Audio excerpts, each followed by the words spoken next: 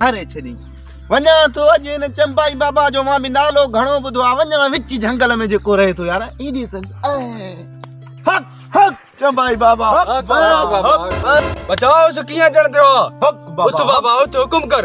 बाबा साईं अहिड़ो को तावीज़ ॾे जो मुंहिंजी लॉटरी लॻी वञे। हींअर इनामी स्कीम खां टिकट वरितियूं थो अचां। बस कर बचा मुर्शिद खे पढ़ाई करण ॾे।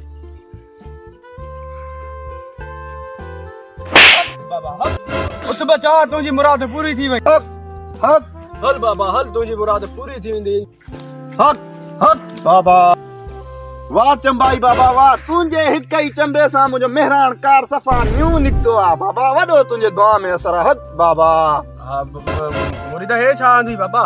इहो साईं में मिठाई आहे बाबा साईं तव्हांजे लाइ। वठ बाबा मिठाई ॾे रख मिठाई रख। वञ बाबा अञा बि अलाह साईं गज ॾींदई। वञ चंबाई बाबा जी दुआ चंबाई बाबा।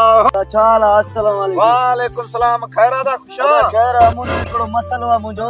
वरी कहिड़ो आहे? ॿुधाए दवा दारू मुंहिंजे शादीअ 7 साल थिया आहिनि को ॿार नथो थिए। यार फिकिर छो थो करी इहो त को मसलो ई न आहे। विच झंगल में एड़ो बाबा थो रहे नालो त चंबाई बाबा। चंबो बस हिकिड़ो थो हाणे सभु दिलि जूं मुरादूं पूरियूं। अदा पोइ हल हलऊंसि न। हलूं त हलूं। अदा हल।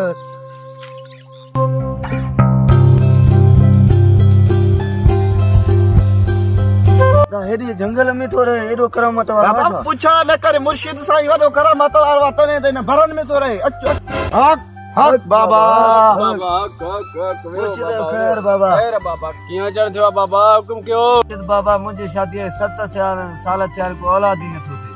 साईं तुंहिंजो नालो ॿुधी आयो आहियां कर को तावीज़ वग़ैरह। बस कर बाबा मुर्शिद खे पढ़ाई करण ॾे। सही वजह तोखे बचंबा आहिनि तोखे जाड़ा पुट थींदा। पर हा हे वठे पंहिंजे घरवारीअ खे घोटे पीआरजांइ इंशाल्लाह तोखे 2 पुट थींदा जाड़ा थींदई। तोखे बस हिन ई महीने ख़ुशखबरी में मिली वेंदो इंशाल्लाह। वञ तुंहिंजी मुराद इंशाल्लाह पूरी थी वेंदी। तूं हाणे हल बाबा। हक बाबा हक हक हक। अदा कहिड़ी ॻाल्हि आहे परेशान थो लॻे। अदा वे त ॿुधाए। हा अदा वे अदा तोखे त ख़बर आहे मूंखे यार इहा माई मुआरी निभागी लॻी वई आहे यार मूंसां सेटी नथी थिए। जॾहिं बि घर वञ त असली किरोध लॻियो पियो त असली रूह ई खजी वियो आहे घर वञण। अदा तोखे त ख़बर आहे मूंखे 7 सालनि तुंहिंजी औलाद ई न पहुचे। अॼु मां 2 पुटनि जो पीउ आहियां अदा। हा दा इहो कंहिं भला तोसां कुर्ब कयो। इहो बा चंबाई बाबा झंगल में वेठो अंदर। यार हल बाबा मुंहिंजो बि मसलो हल कराए ॾेसि मां बि मिलांसि चंबाई बाबा सां।